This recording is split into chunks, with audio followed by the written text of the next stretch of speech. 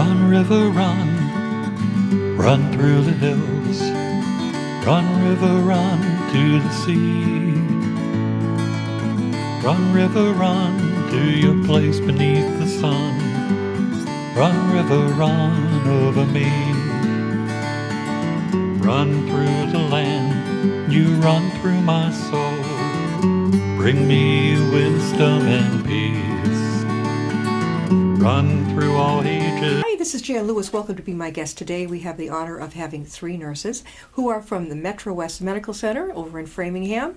If you're not from this state, this country, Framingham is not far from Upton.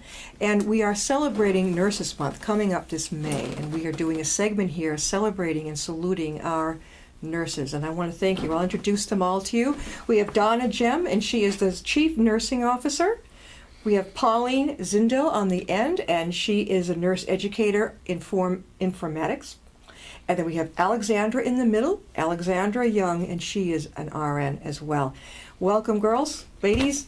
Thank you. Yeah, we've been giving my camera tech here, Paul, a lot of girl chit chat going back and forth, and that's okay. What I wanted to do was focus in on what our nurses do for us, who are the laymen, who are not nurses. And Donna, I believe you've been in the system longest. Mm-hmm. When did you come in? How many years have you been a nurse? So I'm coming on my 40th anniversary as an RN this June. Mm-hmm. So I've seen a lot of changes in healthcare, and certainly a lot of changes that impact nursing in general. When I first came on, I was a diploma grad. I went back to school, received my bachelor's degree, my master's degree, and then my doctorate. So the one thing that I think is so important, and you'll hear that from my nursing colleagues here, is that, we're lifelong learners. Nurses are lifelong learners, and you have to continue to keep current with what's going on in advances in medical care, because I've seen a lot of changes in medical care. Technology, you think about our patients now stay with us a very short period of time compared to when I first came out as a graduate nurse. The technology alone. Yes, exactly. Alexandra, you're very young, and you're lucky because your age group, like my son age group, they cut their teeth on computers, right? Mm-hmm. But now it's Pauline, what did you think of the technology? That this is big to me, this technology. Was it hard to learn? It's always been an interest of mine, so I have really, embraced it. So I find it very helpful. There's a lot of benefits to technology in many different aspects of nursing. So I think I've embraced it, but definitely there's a different generational sort of aspect, especially with education and teaching, nursing and technology. Right. So nurses coming on younger, like Alex, have been comfortable with the computer and comfortable with technology. Donna, I can imagine Donna coming on. I don't know. I would probably be, my first reaction would be, I can only imagine, would be anger. I'm like, why are you making me have to learn when my job is so hard? It's not easy. Well, I think that there's balances, though. Mm-hmm. When you think of writing, handwriting, medical records, and that's only for someone who's able to read it. When you look at the advances of technology and electronic medical records particularly, now Alex and Pauline and I can see the same patient at the same time and be able to share that information and know what happens to that patient without having to flip through pages on a medical record. Yeah. We can see the care from the emergency department if they happen to come into one of our hospitals, and we're actually Framingham and Natick, by the way, so we're two hospitals, Metro West Medical Center, and we can see the care of that patient, their laboratory results, not waiting. In the old days when I graduated, a phone call from the lab telling you your lab results, they now flag in the computer, so when your results are back, like and your whether MRI. they're abnormal or not. So, just the basics. I think technology advanced has really helped us a lot. I think what's challenging, and what I believe Pauline and Alex will tell you, is how to balance that computer, electronic medical record typing and being timely in your documentation to connecting with that patient and being sure that they feel that they're getting the same level of caring and support and one-on-one attention while you're trying to also document. So it sounds good. It sounds like, I think, a little bit about that. Yeah, if I was a nurse and somebody said to me, well, it's going to benefit the patients, I'm like, good. That's really good. Then I would go. Alex, how long have you been in nursing? I started at Metro West Medical Center in January 2013. So I started on a telemetry med-surg floor where the staffing ratio was 1 nurse for every 6 patients, and now I work in our hospital's ICU where it's 1 nurse for 2 patients, depending on the acuity of the patient. So there's still just as much documenting in the ICU. I would say probably maybe even a little bit more because you're documenting more frequently. But I think Donna makes a really valid point. It's really difficult to spend a lot of time or quality time with patients when there's such a focus on documentation, especially when you have 6 patients. What I like about working in the unit is it's so patient focused, but I still need to do my documenting. So it is difficult to find that balance, but it's just a part of my job. So, and I only think at this point it's probably going to get worse. Let's hope not, huh? Yeah. Now, did you know when you were in high school this is what you wanted to do? Yeah, I did know that this is what I wanted to do. I've known for a while, probably even before that I wanted to go into nursing. Sure. Now, Pauline, how long have you been in nursing? I've been a nurse for, I think, 33 years, somewhere in there. So you've seen a lot of changes, too. Yeah, I've seen a lot of changes. Did you know when you were in high school you wanted to do it? Long before that. Long before? Oh, I've always wanted to be a nurse. Donna, you too? Did you know? Yeah, I really, growing up, I had some role models in my life, and one of them was one of my best friend's sister who was a registered nurse, and I think, you have this piece of you that when you see something and you hear of a profession and the profound impact that a professional nurse has on a patient and a family, whether it's a positive experience, delivering a baby, there are nurses at your bedside, or a more difficult situation where you have an inpatient, and whether it's in the ICU or the emergency department, but to really serve that patient and be their advocate and make sure they receive safe care. I mean, we talk a lot about technology, but what we don't lose is the center of the patient and assessing that patient and making sure we're evaluating their health. And because we're the person at the bedside 24/7 if you're in an acute care hospital, and certainly nursing has changed over the last 40 years that I've been a nurse, and we have nurses in all practice settings, in the home and post-acute. We have coaches that are nurses.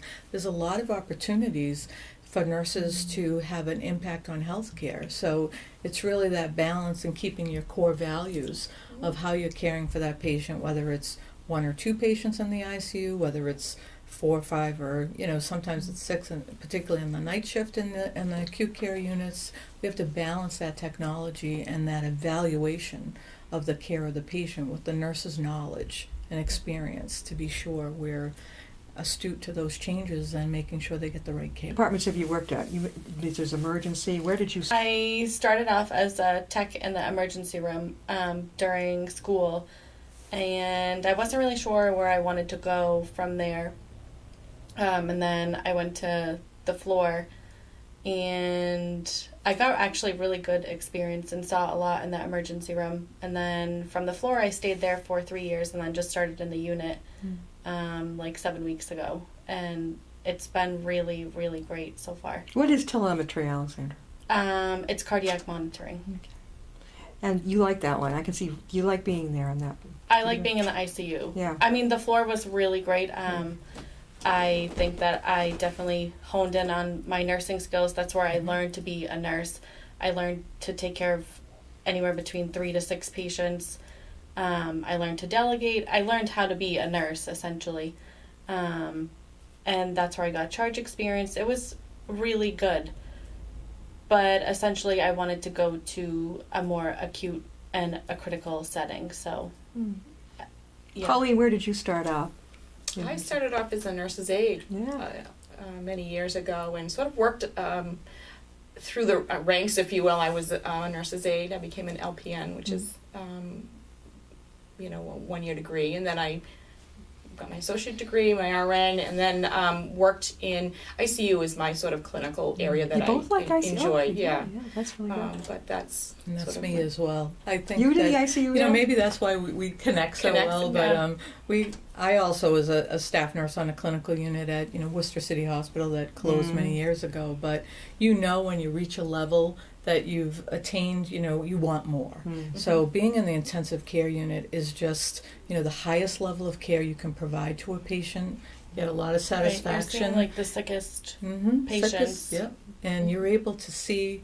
It's not always a great outcome, No. but you certainly feel that you're contributing to the best of your ability with the most advanced technology in Yeah. medicine and a very collaborative team approach in the ICU. Not that it's not in other settings, but I think we rely on one another so closely, and Yeah. that you have to be intuitive and you have that elbow management right next to you to come in and Yeah. jump in and help, and it is very satisfying, and you really can give that undivided attention to a patient in the intensive care unit. So Are there any Like changes, wholeheartedly. Donna, that you'd like to see coming up that along the way that you would, if there's anything that you'd like to see changed in the healthcare system, anything that or in nursing?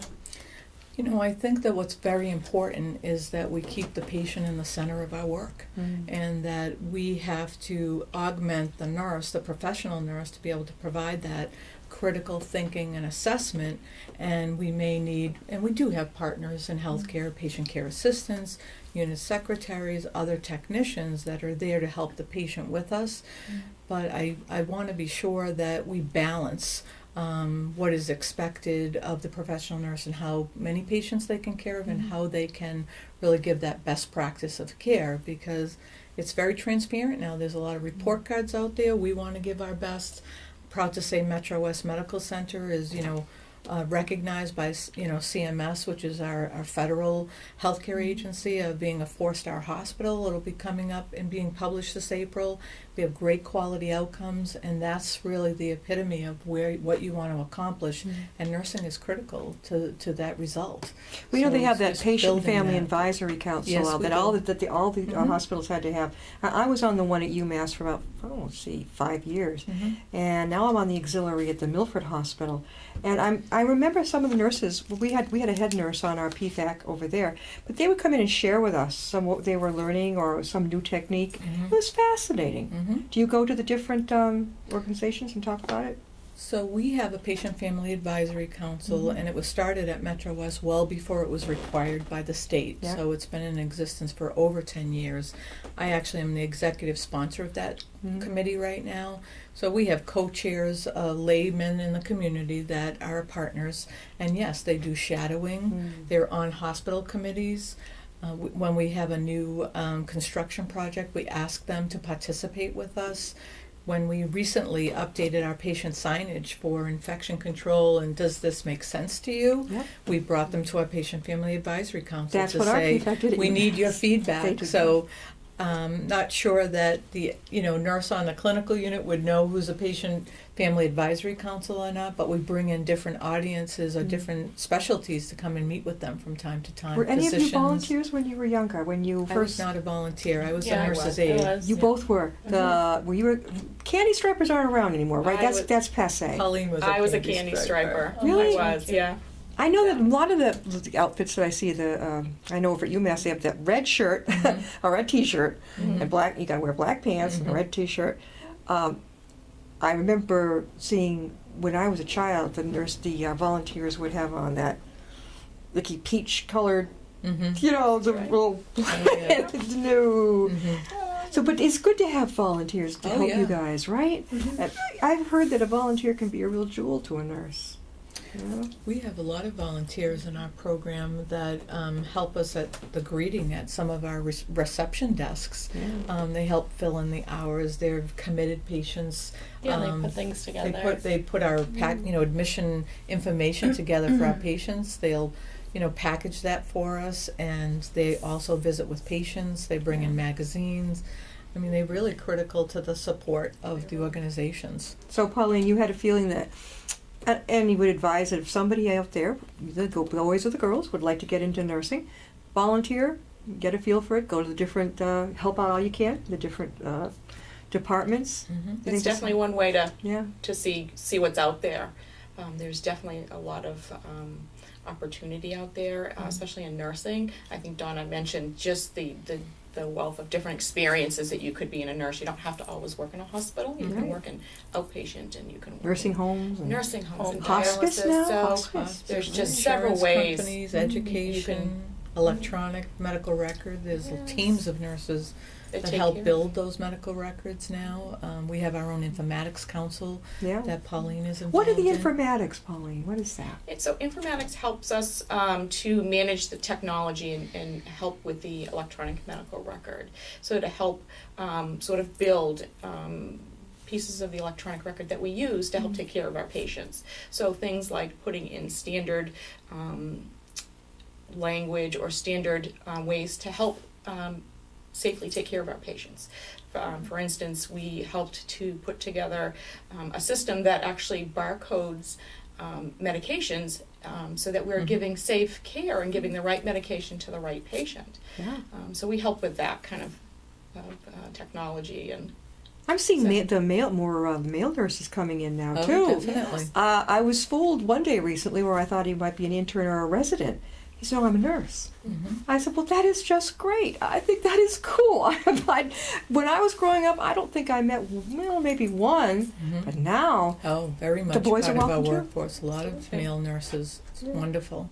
what would you recommend, Donna, to people out there? Maybe some of our Blackstone Valley students. I think there's a medical course of some kind, or maybe nursing, pre-nursing, up at BVT. What would you recommend? Well, I'll ask each one of you that they consider when they're coming in to feel like they really want to do it. Is it just this feeling you naturally have? Well, I think what's important to certainly understand, and we go out